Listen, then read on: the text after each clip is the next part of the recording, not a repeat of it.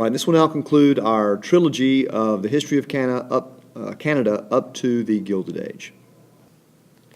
A lot of immigrants were moving into British North America, and they entered a phase of chaotic growth and change.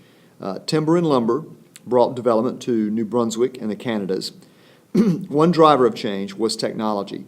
The generation after 1815 saw the implementation of steam power, steam engines in lumber mills and factories, and on steamboats and in railways. Canals, elaborate and expensive, brought the ocean into direct contact with the Great Lakes. The invention and perfection of the railway transformed distance, and the steamship brought Europe and North America closer together. Communication no longer required travel. The telegraph replaced the dispatch rider, and the railway replaced the stagecoach and the teamster's wagon. As the population grew, it became more difficult for the British government to respond to the needs of the colonies. Increasingly, however, the British government didn't want to. There were two main reasons for this. The focus of empire was shifting, economically, politically, and militarily, toward the east, especially to India, but also to China and Australia. All right, in the midst of this Canadian growth and British imperial neglect, some political discontent began to grow. It was the two populous Canadian colonies that would cause the most trouble for the British government through the 1820s and 1830s until, in 1837 and 38, they actually produced armed rebellions. The basic problem was the same. Local majorities came to believe that government was not responding to their needs or wants. The constitutional system made it impossible to rectify the problem because the appointed government was independent of the elected assembly. The local reform politicians did have one weapon in their arsenal. If they could command a majority in the assembly, they could refuse to fund the government through taxes. The government, in its turn, tried to find ways to raise funds without asking the assembly for money. The easiest way was to raise money through tariffs or, more importantly, through the sale of crown lands. Lower Canada was a divided society, divided between merchants, usually Anglophones, and usually from Montreal, and rural interests, generally Francophones. It was divided between Protestant and Catholic, and divided regionally, especially between Montreal and Quebec. Finally, it was divided between an older elite, seigneurs, placeholders, officers, and clerical dignitaries like bishops, for example, and a newer group of politicians who wished to displace them, and yet some of the would-be reformers were themselves seigneurs, the old gentry, or rich men, or officers. Most important, both languages were found on both sides of politics. There had been periodic stirrings in Lower Canada since the early 1800s. A patriote, French for patriot, party had formed, and by 1810 it dominated the elected assembly, but its program was of a mild, constitutional kind. The government should be responsible to the legislature for the tax money it spent. Governors general did their best to resist any such idea, and the patriots didn't press the issue, but they didn't give up on it, and it remained a serious question. The Assembly wasn't especially radical in tone.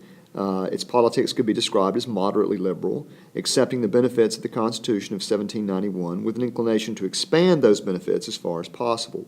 The most prominent figure in the Assembly was its Speaker, Louis Joseph Peppino, himself a seigneur of Montebello on the Ottawa River.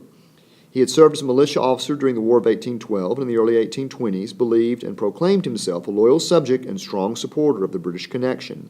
He prized the liberties that British rule had brought, not least the ability of the French-Canadian majority in Lower Canada to preserve its language and traditions even under Anglophone and Protestant rule.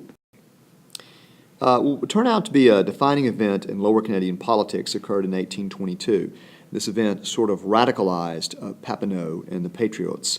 The English party, it was referred to as, had it in mind to alter the Constitution in order to improve its own position and diminish that of the Patriot-dominated Assembly.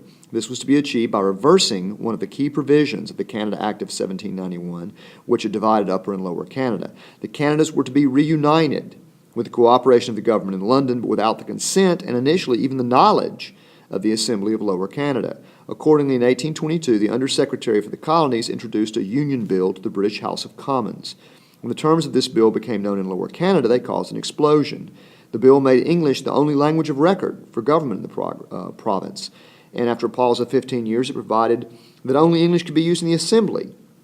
The Assembly, needless to say, disapproved of the project and sent Peppino to London to influence opinion against it. The bill had already become the target of opposition MPs, and frankly, Peppino's help was enough to derail it. It didn't happen. Now, to make a long story short, the radicalization of Peppino as a result of this attempt by the English party to sideline the Francophones resulted in a rebellion. Fighting broke out in November 1837, north and south of Montreal. The other regions of the province, and this was crucial, did not join in. The governor was ready, and after some initial setbacks, he crushed the rebels. His regular forces and their unofficial paramilitary allies looted and burned, making an object lesson to show what rebellion and resistance would bring. Peppino and some of his followers fled to the nearby United States, while others remained to die or to be arrested. Now, back to Upper Canada. The American menace wasn't only external. There were also many thousands of American-born settlers inside Upper Canada. Fear of domestic republicanism drove the government and its supporters to attempt to limit the Americans' political rights during the 1820s. The effect, of course, was to arouse, not suppress, opposition. Political dissent centered around, in Upper Canada, centered around William Lyon Mackenzie. He was born in Scotland in 1795, and after a misspent youth, immigrated to Upper Canada in 1820, settling finally in the provincial capital, York, in 1824. He brought with him to York his newspaper, the Colonial Advocate, along with a restless temperament, a lively sense of victimization, both personal and general, and an unmatched talent for stirring the pot, so to speak. Mackenzie began his Upper Canadian career believing and arguing that the British Constitution, properly applied, would suffice for the colony's political needs and future prosperity. In this, he did not differ from other reformers. But, like Peppino in Lower Canada, he turned away from the British model, which he argued would never allow the people's voice, which he equated with his own, to be heard. To make a long story short, Mackenzie eventually led a rebellion. He never had enough followers, and even if he had, he lacked the ability to command them. Early in December 1837, he marched on Toronto, paused, retreated, marched again. His pause allowed the government supporters to reinforce Toronto by steamboat, and it was now the government's turn to march. Mackenzie fled, eventually reaching safety in the United States, just like Peppino. His rebellion was probably a bigger failure than Peppino's. Now, in the midst of this revolution, the government in London was alarmed and did a number of things. One thing they did was send a guy named John Lambton, the Earl of Durham, to be the Governor General in Lower Canada. And he didn't last very long, but while in his short tenure he passed a very diligent time traveling, inquiring, researching the problems of British North America. And on his return to England, he and his staff prepared and submitted a report on the colonies and their problems and how to solve them. The government relied on the Assembly to raise taxes, but refused to allow it to determine how the taxes might be spent. That was the essential problem. Colonies were colonies. By definition, they couldn't govern themselves, or they would cease to be colonies. Durham suggested the problem was artificial. As long as the home government controlled external affairs and defense, the colonial link was intact. He wrote, "The system which I propose would in fact place the internal government of the colony in the hands of the colonists themselves." Now, Durham's report stirred up a lot of debate in London, and the ultimate result of it was something called the Union Act of 1840, which Parliament passed, and it enacted the form but not the spirit of Durham's report. Upper and Lower Canada were reunited and endowed with the same system of government as they had before, appointed executive and legislative councils, and elected assembly of 80 members, 40 from Upper Canada and 40 from Lower Canada. So this was sort of mute the French majority. And the act, like its predecessors in 1778 and 1791, allowed the new province of Canada to live off its own resources. But it still had an appointed governor, so it really did not enact the sort of solution Durham envisioned, letting Canada manage itself, but it did have the effect of reuniting rather the two Canadas into a united Canada colony. Durham's report continued to have an effect, however. Eventually in the 1840s, the Whigs took control of the government in London, and the Prime Minister was Lord Grey, the Earl of Grey, who was the son-in-law of Lord Durham. And he believed in some of these ideas about people governing themselves. It became known in the British Empire as responsible government. Government should be responsive to the people whom it governs, i.e., for Canada, Canada should manage its own internal affairs.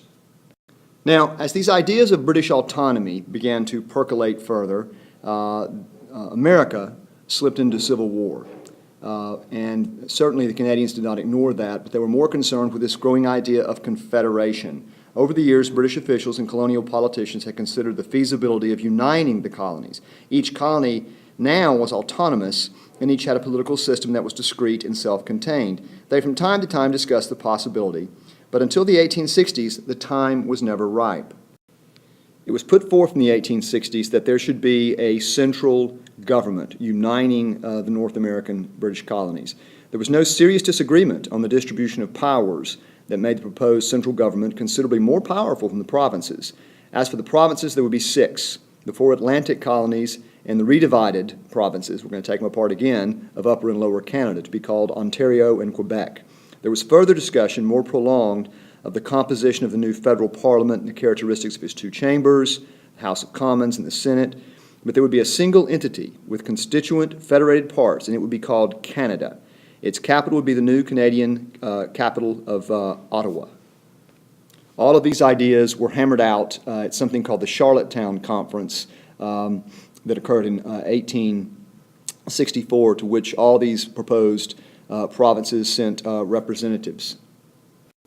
After they made their recommendation, the action moved to London, where, with the assistance of colonial representatives of the imperial government, there was drafted an act to give effect to the 72 resolutions of this conference back in Canada, creating something called the Dominion of Canada.